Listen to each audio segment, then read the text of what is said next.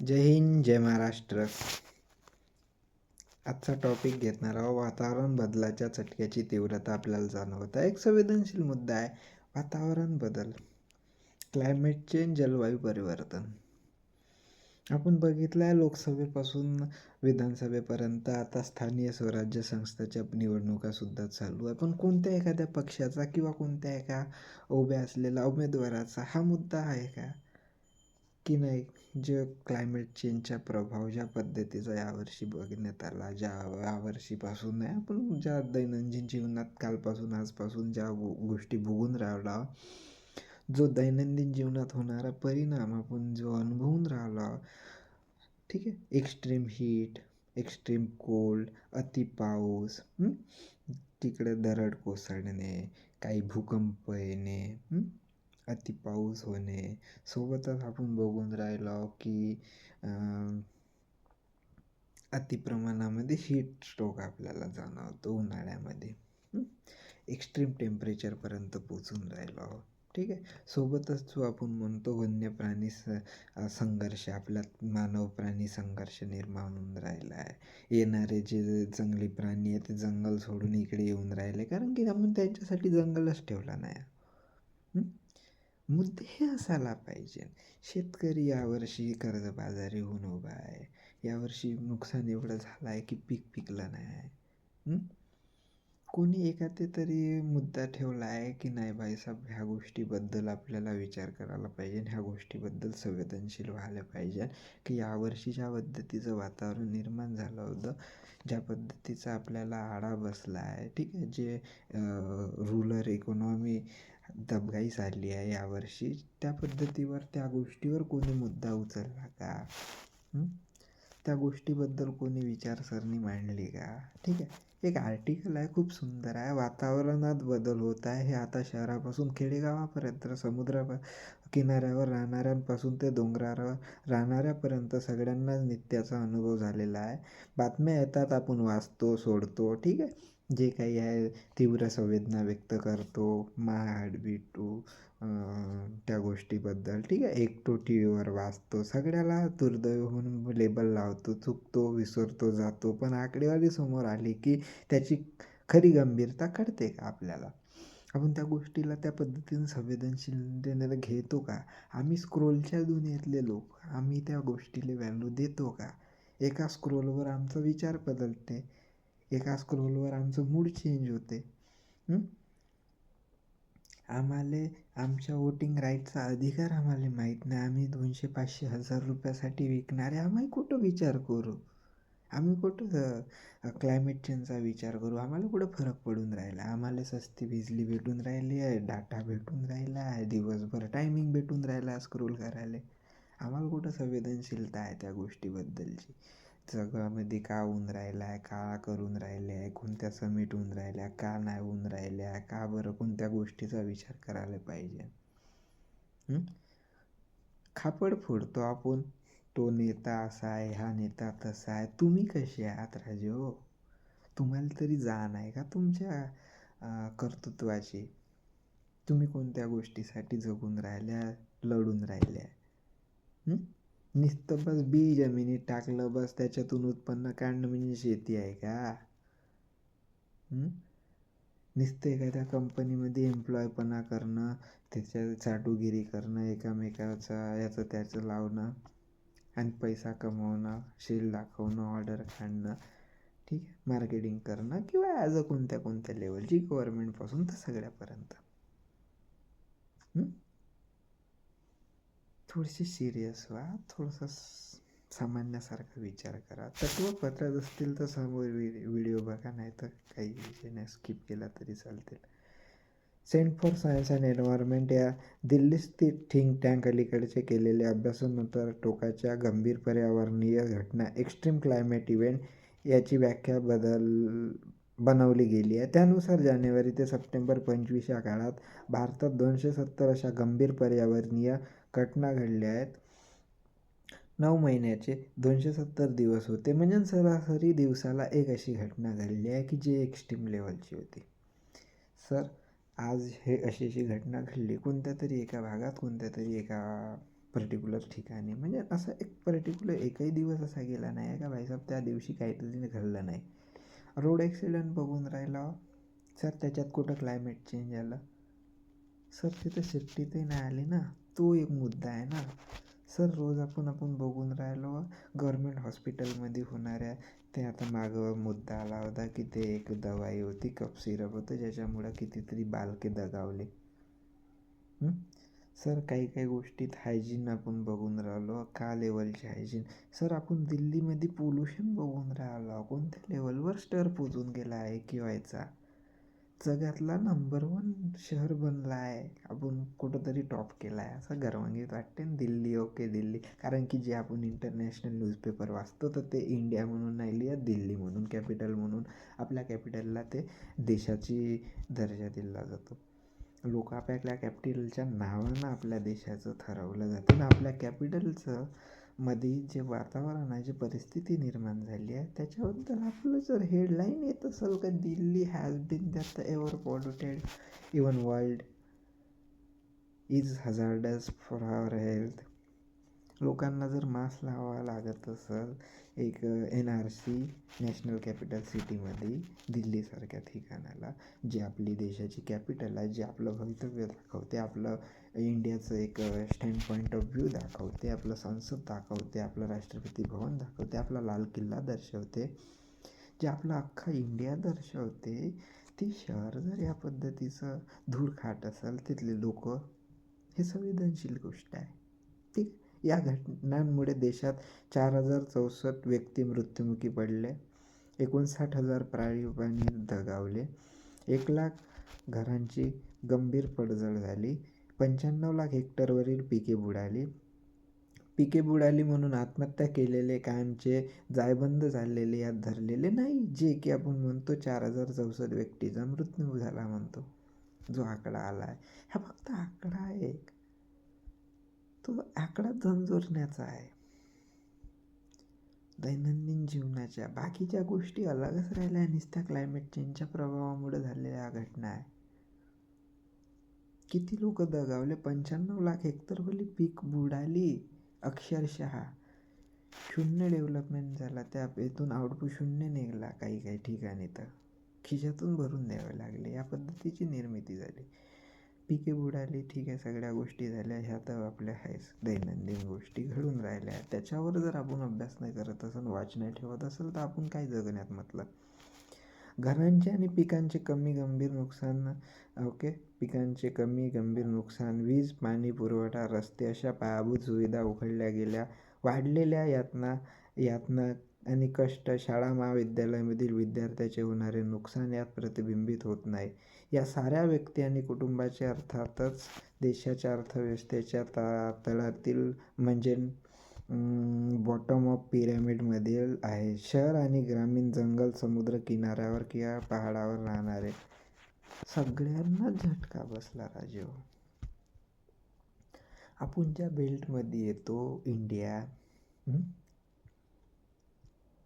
Intertropical subtropical बेल्टमध्ये येतो, ज्या पद्धतीचा आपला एन्व्हायरमेंट असतो, ज्या पद्धतीचा आपला मान्सून असतो, ज्याचा आपल्यावर इफेक्ट जाणवतो. ठीक आहे, अल्निना लानिना कन्सेप्ट कधी ऐकला आहे, कधी त्याचा प्रभाव पाहिला आहे, फील झाला आहे राजीव. क्लायमेट चेंज कायच्यामुळं? पोल्युशन बघून राहिलो, दिल्लीचं खनन बघून राहिलो, एन्व्हायरमेंटचा ऱ्हास बघून राहिलो, झाडं झुडपं कटाई रोजची पाहून राहिलो, मानव वन्यजीव संघर्ष त्यामुळंच उद्भवून राहिला आहे. पहाडावरचा माणूसही दुःखी आहे, साधारण घरचा माणूस आणि करोडं कमवणार आहे दुःखी आहे. मग काय परिभाषा देऊन राहिलो आपण जीवनाची, सुखाची, समाधानाची आणि पर्यावरणाची, पैशाची? याचं काही ताळमेळ जुळून येऊन राहिला का नाही? नुकसानीची कारणे तीच आहे, वेगाने पाणी वाहून जाणारे मार्ग नसणे, असलेले बुजलेले असणे, परंपरागत पाणीसाठ्याच्या जागा नाहीशा होणे आणि अति काँक्रीटमुळे जमिनीची पाणी मुरण्याची क्षमता नष्ट होणे, जंगलाचा नाश, अति कमकुवत लोक, बेरिंग असणारी अस्थिर जमिनीवर बांधकाम करणे, कच्च्या इमारती इत्यादी, पावसामुळे होणाऱ्या नुकसानाबरोबर अति ऊन, थंडीच्या लाटा यामुळेही नुकसान होत आहे. सर आपण म्हणतो ना यावर्षीच पूल बांधला जी पहिलाच पुरामध्ये वाहून गेला. सर एक तर तो पूल जागी झाला असेल, नाही तर मग पाण्याला एवढा वेग असेल का त्या पुलाची. पण त्याच्यावर लागलेली कॉस्टिंग आहे, तो पैसा आहे, तो तर गेला. सर यावर्षी एक धरण बांधलं, बंधारा बांधला, तर सर तर त्या पद्धतीचा त्याच्यावर मेंटेनन्स नाही राहिलं, वॉच नाही ठेवण्यात आला, पुरानं वाहून गेला, अति पाणी झाला, त्याच्याहून चालला गेला. अशा भरपूर गोष्टी आहे, भरपूर वातावरणामध्ये येणाऱ्या उद्भवणाऱ्या डेलीच्या वातावरणाच्या गोष्टी आहेत ज्या आपण विचारच नाही करून राहिलो राजू.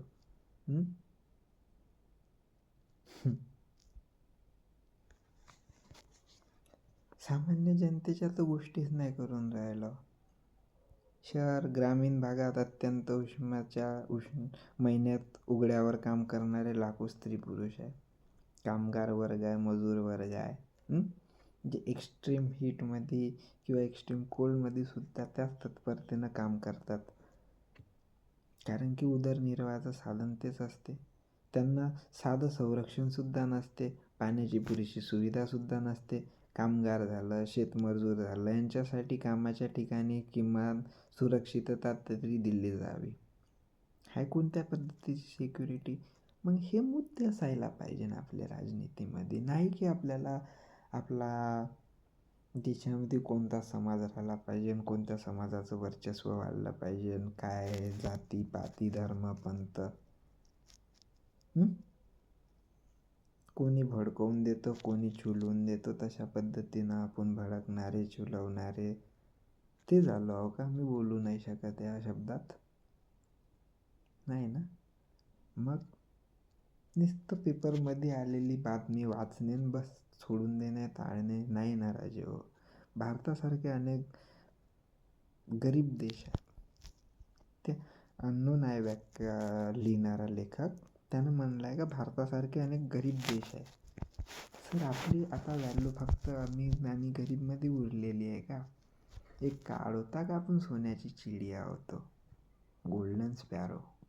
लोक आपल्याकडे यायची ना, आपण त्यांना स्थान द्यायचं, अजूनही व्यापारी म्हणून, अजूनही त्याच्याकडून काही बेनिफिट होते म्हणून आपण त्यांना आपली संस्कृती दाखवायचो, आपण त्यांना आपले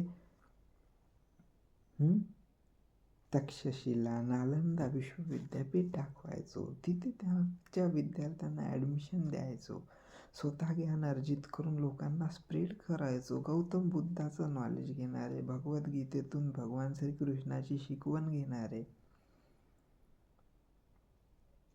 रामायणाला आपला आद्य ग्रंथ रामायण ॲज आपली एक मॉरल व्हॅल्यू दर्शवणारा एक पार्ट म्हणून दैनंदिन जीवनातली आपण रामराज्याचा अभ्यास करणारे लोक.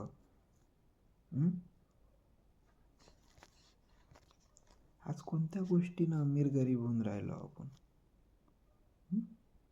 नुसत्या पैशाच्या बाबतीत, प्रॉपर्टीच्या बाबतीत. रोज होणारे युद्धविराम बघून राहिलो, युद्धाची सुरुवात बघून राहिलो, धमक्या बघून राहिलो न्यूक्लिअर वेपनच्या. आपण त्या पद्धतीनंच बघून राहिलो. जगापुढं आपल्याला स्टँड टिकून ठेवायचा आहे, तर त्याच्या पहिलं आपल्याला आपल्या लोकांबद्दलच्या जाणीवा निवारण करणं अत्यावश्यक असतील.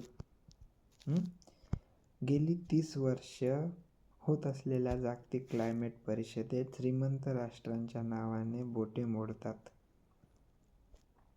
सर तुम्ही एवढं कार्बन उत्सर्जन करता, तुम्ही एवढं पोल्युशन करून टाकलं आहे, तुम्ही इंडस्ट्रियल रिव्हॉल्युशनपासून सतत प्रयत्न करून या पृथ्वीला एवढं डॅमेज केलं आहे. सर आमचा इम्पॅक्ट काय आहे? आम्ही आता उभरलो, आता आम्ही डेव्हलपमेंट करू का क्लायमेट चेंजचा विचार करू?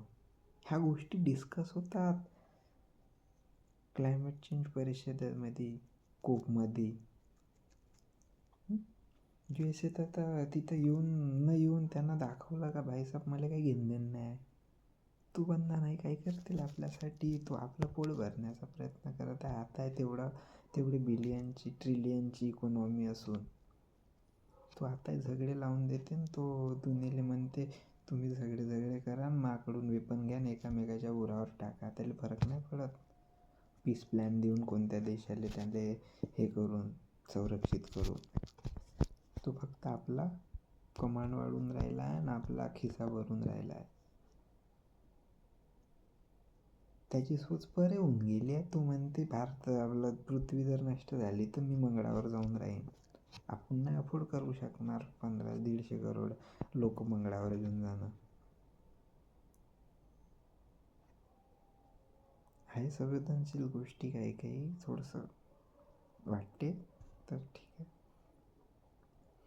श्रीमंत राष्ट्राच्या नावाने बोट मोडतात. त्यांना अधिक मदत करावी म्हणून ठराव आणतात. ते आणलेच पाहिजे याबद्दल दुमत नाही. परंतु गरीब देशांच्या राज्यकर्त्याला हातात जे आहे ते कसे प्रभावीपणे करता येईल याबद्दल काही नियोजन केले जात नाही. ठीक आहे. श्रीमंत राष्ट्रांना आम्हाला वसाहती बनवून आमच्यावर शेकडो वर्ष अन्याय केला म्हणतात. पण आमच्याच देशांनी आम्ही अनेक दशके आमच्या कोट्यावधी भाव बहिण्यांना वसाहतीसारखे वागवत आहोत. त्याचे काय? 75-76 वर्ष झाल्या स्वातंत्र्य मिळून आपण कुठपर्यंत आपली डेमोक्रेसी आणि आता जे वातावरण बघून राहिलो आहोत. इलेक्शन कमिशनपासून तर डेमोक्रेसीचे आपण सामान्य जनतेच्या होणाऱ्या पिळवणुकीपर्यंत सगळ्या गोष्टीचा प्रभाव घेऊन राहिलो. वोटिंग राईटपासून तर आपण आपल्याला भेटलेला संविधानाने दिलेला आपल्याला मूलभूत अधिकारापर्यंत आपले सगळी वाटोळे झाले आहे. असं वाटत नाही का काही गोष्टीत? सामान्य जनतेची अपेक्षा काय असते राजेहो? अन्न वस्त्र निवारा त्याच्या परे आपण गेलोच कुठं? पाणी त्याला पाहिजे स्वच्छ, त्याला सुरक्षा हवी, त्याला आरोग्य हवं, त्याला एक योग्य नोकरीचा उद्योगाचा एक साधन हवं. तो खुश आहे तेवढ्यातच. तुम्ही त्याला अपेक्षा दाखवून राहिले मंगळाची चंद्राची. त्याची गरज नाही त्याला सध्याच्या परिस्थितीने. ह्या गोष्टीचा तारतम्य राखून त्याला नाही पाहिजे बंगला गाडी घोडा. तो तुम्हाला मुबारक हो. इथपर्यंत घेऊन चाललो. म्हणून थोडासा विचार करून त्या संवेदनशील गोष्टीकडे थोडासा पुन्हा अधिक विचार करायला हवा का आपण क्लायमेट चेंजवर ह्या पृथ्वीला आपल्या फ्युचरला काय ठेवणार. आजपर्यंत आपल्या पूर्वजांनी जे जपून ठेवलं आहे ते आपण भोगून सोडून टाकलं परे झालो. येत्या काळामध्ये जर आपल्याला पृथ्वी वाचवायची असेल, आपल्याला आपल्या क्लायमेट चेंजचा प्रभावाचा हिस्सा जर बनायचा नसेल तर थोडा प्रयत्न आपल्याला सुरुवात करायला हवा. कसा करता माहीत नाही. व्हिडिओ आवडले असल्यास लाईक करा, शेअर करा, सबस्क्राईब करा. आपल्या चॅनलला नवीन असेल तर सबस्क्राईब करा. आणि काही जर चुकाभूल झाल्या असतील तर माफी आहे.